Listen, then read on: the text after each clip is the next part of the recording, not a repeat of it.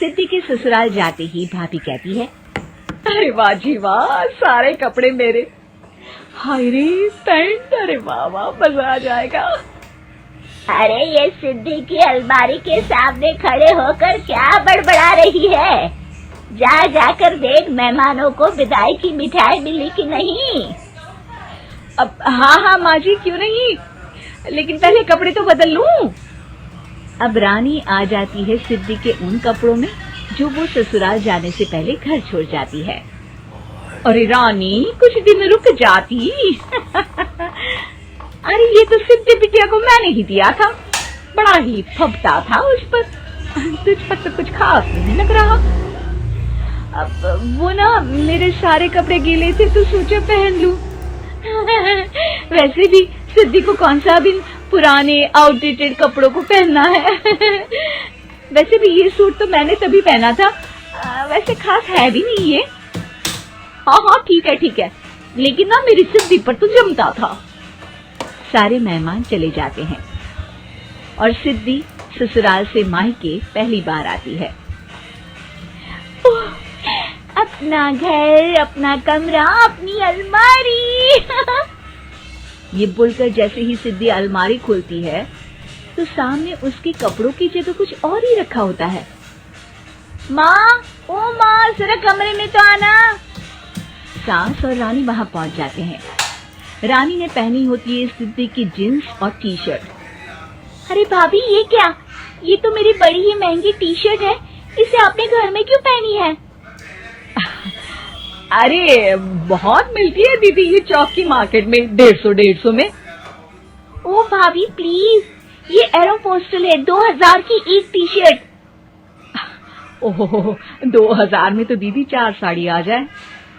अब क्या बोलूं भाभी, ये मेरी अलमारी में छोटू के कपड़े, तो मेरे कपड़े कहाँ हैं?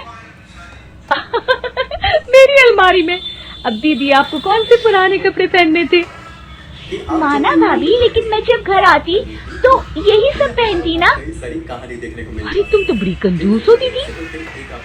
खैर वक्त आता है जब सिद्धि ससुराल के लिए रवाना हो रही होती है। अरे रानी, अंदर से सिद्धि का गिफ्ट ले आ, लड़की पहली बार ससुराल से मायके आई है। रानी अंदर जाती है और एक सिंपल सी साड़ी लेकर बाहर आ जाती है। ये लीजिए माँ जी। सास बेटी को गिफ्ट देकर ससुराल भेजती है। अगले दिन रानी एक सुंदर सी साड़ी पहनकर सामने आती है। अरे रानी, ये तो वो साड़ी है जो मैंने सिद्धि को देने के लिए दी थी जब वो ससुराल ले जाती, लेकिन ये तूने कैसे पहन ली? अरे माँ जी, ये साड़ी तो मुझे बहुत पहले से ही पसंद थी, लेकिन चिंता ना करिए, मैंने सिद्धि के लिए भी अच्छी सी साड़ी दी है। हाँ। तभी सिद्धि का फोन आता है। क्या माँ, कुछ अच्छा तो दिया होता ससुराल ले जाने के लिए। अरे पहले दिखा दिया होता। यूँ चमकते हुए पैकेट में नौकरानी वाली साड़ी मत दिया करो माँ।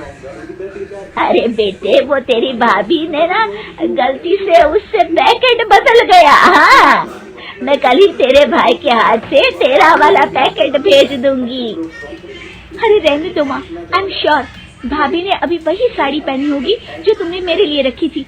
तुम तो समझ नहीं पाई उनको। खैर छोड़ो, मैं ज्यादा बोलती अच्छी नहीं लगती, रहने दो, आपको उन्हीं के साथ रहना है, फिर बात करेंगे।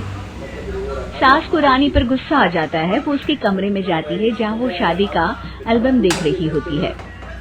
रानी, मार्केट जाकर एक ऐसी ही साड़ी लेकर आ, कल प्रतीक जाकर सिद्धि के घर दे आएगा। अरे क्यों माँ जी, कितनी साड़ी देनी है दीदी को? यहाँ कोई सेल लगी है क्या? अरे चुप कर, मेरे बेटी के हिस्से की साड़ी खुद पहन ली, अब ज्यादा ज्ञान बांट रही है। एक दिन सिद्धि का फोन आता है। माँ, मेरी सास ने आप सबको खाने पर बुलाया है। सारे लोग सिद्धि के ससुराल पहुँचते हैं। खाना खाकर वो लोग निकल रहे होते हैं कि सिद्धि की सास सभी को गिफ्ट देती है। अरे बहन जी, बेटी के घर का खाना खा लिया, यही बहुत है जो आप ऊपर से गिफ्ट भी दे रही है। अरे बहन जी, आप भी कहाँ इन बातों पर विश्वास कर रही है। सास सभी को गिफ्ट देती है, लेकिन रानी को जो साड़ी देती है वो अजीब सी हरे रंग की, लाल रंग की बड़ी छाप वाली होती है। अरे छी, ये कौन पहनेगा? सासू माँ को तो जरी वाली इतनी सुंदर, और मेरे लिए ये नौकरानी वाली। अरे भाभी, दरअसल मैं जब भी घर आती थी आप वापसी में ऐसी ही साड़ी देती थी ना, तो माँ ने सोचा कि आपको आपकी पसंद की ही साड़ी क्यों ना दी जाए। बेचारी रानी, बोलती भी तो क्या। सिद्धि और सास रानी का चेहरा देखकर हंसने लगती है, तो रानी समझ जाती